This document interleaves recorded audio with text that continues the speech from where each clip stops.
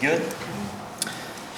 The time is 7 p.m. There are 5 members council present. A quorum is established. I call this meeting to order. Will you please rise for the Pledge of Allegiance?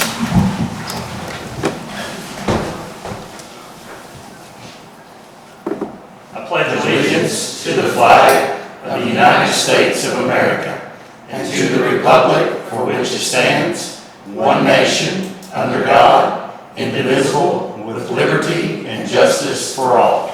Thank you.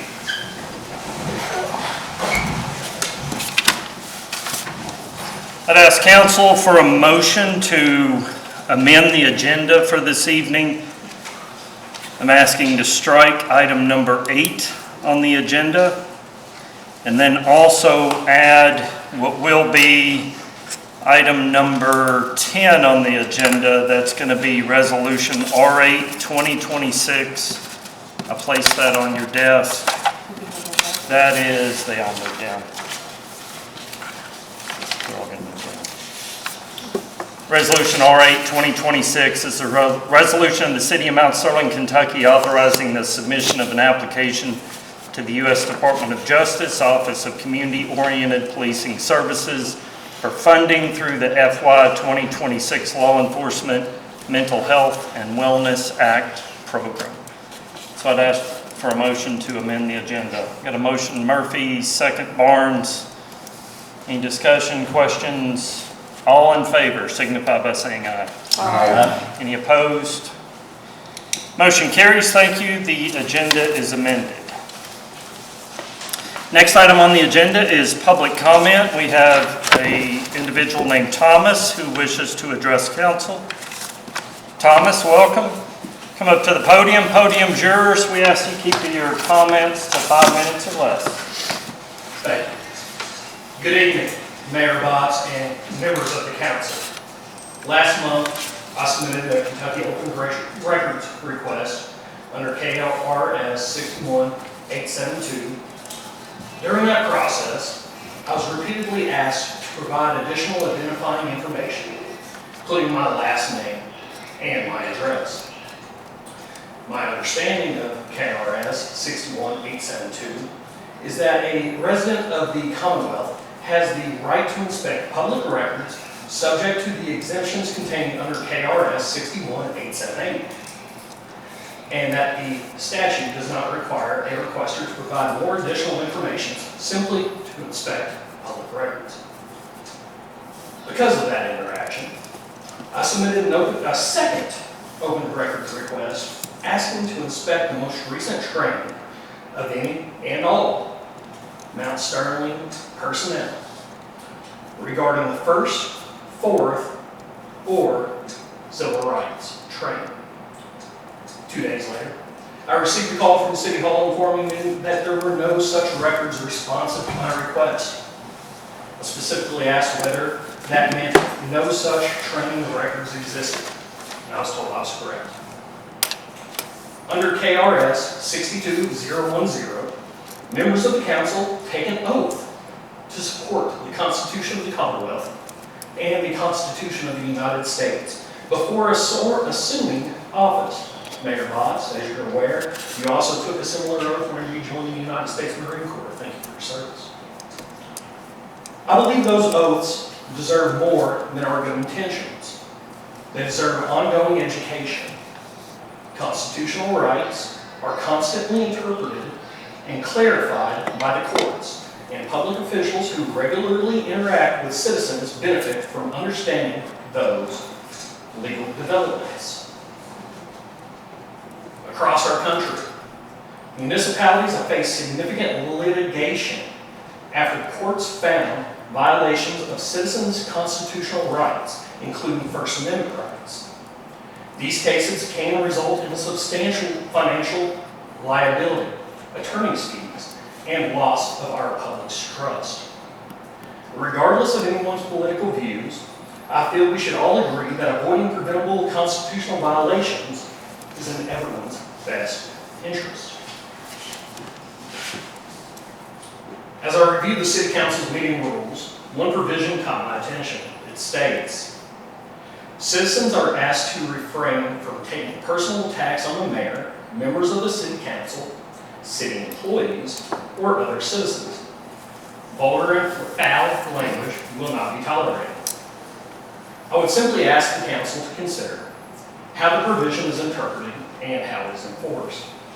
If a citizen strongly criticizes an action of a public official in their official capacity, where's the line between protected speech and prohibited personal attack?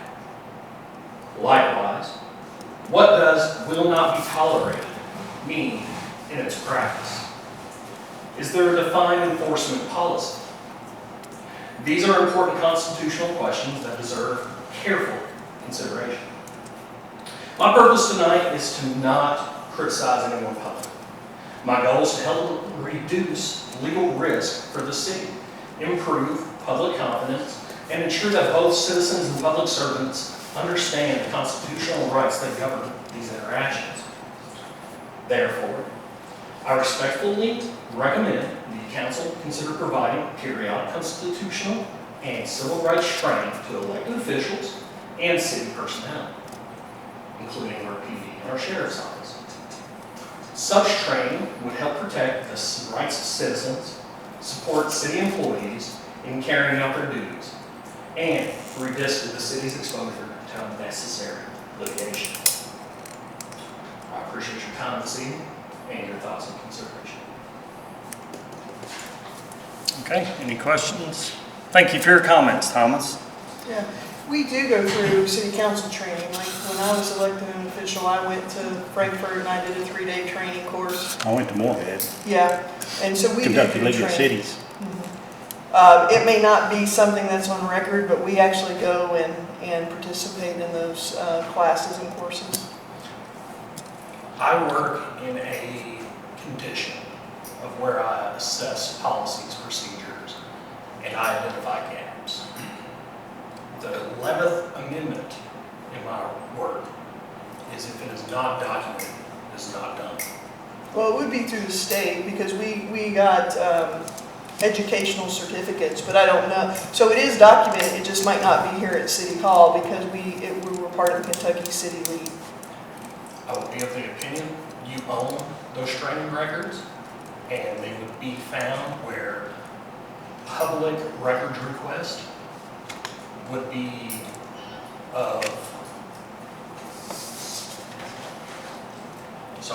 public records request would be of assessment.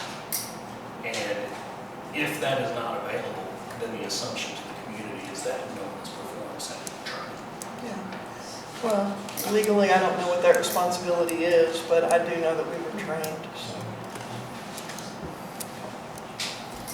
Okay, thank you very much for your comments. Item number 4 on the agenda is the approval of June 16th, 2026 council meeting minutes. Those were in your packet. I know you've had an opportunity to look those over. Just need a motion to approve. Motion Barnes, second Murphy. Any questions, discussion? Hold the members, please. Barnes. King. Aye. Leffert. Abstain. Murphy. Aye. Trimble. Thank you. Item number 5, June financial reports. Those were in your packet. I know you've had an opportunity to look those over. Please don't hesitate to bring forth any questions, comments, or concerns. Yes, Councilmember Barnes. How to get to them, like find them.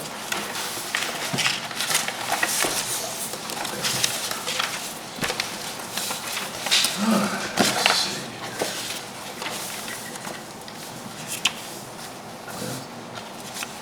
Said I did.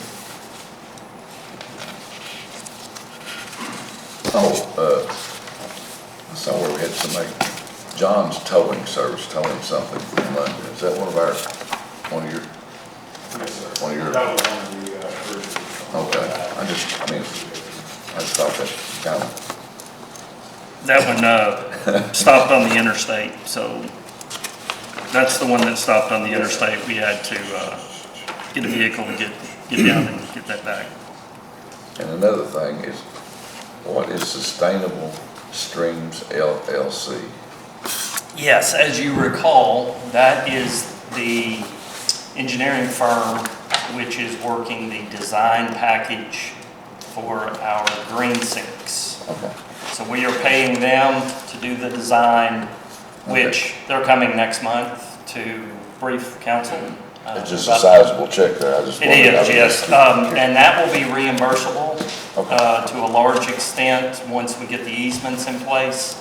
So we've still got some engineering and legal work to do on that.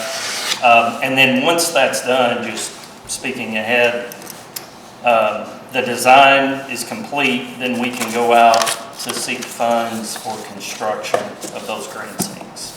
So as you recall, we're going to do one in the old Preble Park area, the Bark Park. And then the second will be on a privately owned property where the individual is donating the land to put one of those green sinks. So, yes, that's all reimbursable, That's all or right. largely reimbursable, I should say. We have to meet a certain threshold to Okay. That's all I start got. getting some of that back. And the reason we have not is because we're waiting on the easements to be placed on the property. Okay. Anything else from anyone? Okay, thank you. Next item on the agenda will be department head and committee reports. We'll start tonight with the Director of Public Works, Nathan Boston. Good evening, Nathan. Give y'all some updates. We had to fix the storm drain up on Cobbler that had collapsed, so we dug it out, put a new one in, poured concrete. Also had to fix the storm drain that had on West Locust that kept falling in. Had to have the sewer help us, kind of right there, it's South Sycamore. Big trucks kept running over it, and it was a small one, been there for years, so we went in, redid it, and put a better pipe in there. We poured a section of sidewalk on Big Stack Court for the sewer department so we can get that blacktop. We had a tree fall on a house on Willow off one of our lots that was on Jameson. Didn't do any damage, but we called Stack Tree Service. They came in, got it off that day. The people were very happy, so that was taken care of. Give you an update on the painting around town. Everything except for downtown is painted, and up where Columbia Gas is doing around Queen, Strotter, all that area. And when they get out of the way, we'll do that, and we'll do downtown when it gets closer to Court Day. With that being said, we've used 88 5-gallon buckets. There's a total of 440 gallons so far of yellow paint. 1 5-gallon bucket of handicap load. We've had 5 signs we've had to replace, 2 stop signs and 3 no parking.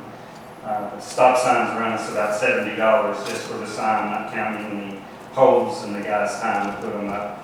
The no parking ones cost about $25, same way with the poles and all that. We've installed 3 informational poles or signs for tourism. I don't know if you've seen them around. We've got one in front of their office, one here by Romero's, and then one by the farmer's market.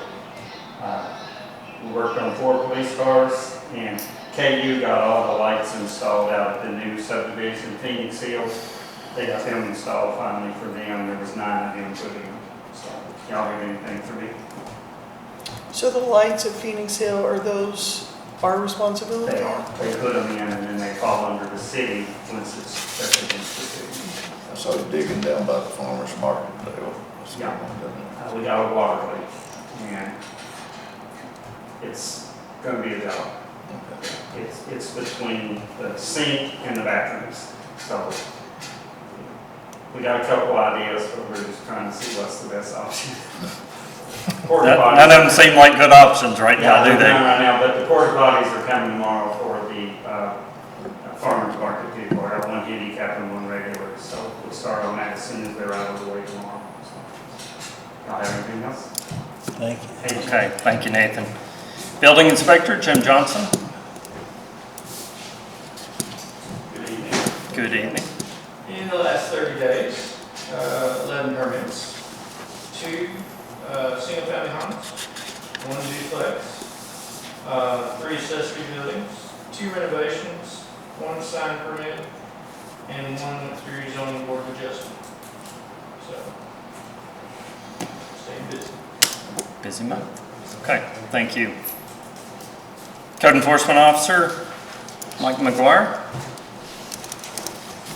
Good evening, everybody. Good evening. I don't know if you all remember, last month, the gentleman brought the kitchen at driveway. I just want to show you the pictures where that individual did repair it. This is a before picture